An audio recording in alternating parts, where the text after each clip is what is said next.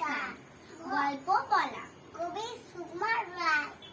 এক যে রাজা, থাম না দাদা, রাজা নয় সে রাজবেয়াদা। তার যে মাতুল, মাতুল কি সে সবাই জানে, সে তার পিছে। তার ছিল এক ছাগল ছানা, ছাগলের কি গজায় ডানা। একদিন তার ছাদের পরে, ছাদ কোথায় হে? টিনের ঘরে। বাগানের এক কুড়ে মালি, মালি নয় তা মেয়ে নালি, মনের সাথে গাইছে বেহা, বেয়াগো নয় বসন্তরা। থু না বাবু খেচাখেচি, আচ্ছা বল, চুপ করেছি।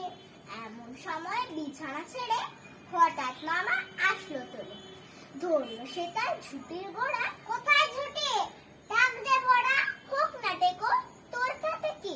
লক্ষ্মী ছাড়া মুখ ডেকে ধরবো ঠেসে টুটির পরে, পিটবো তোমার মুন্ডু ধরে। কথার উপর কেবল কথা,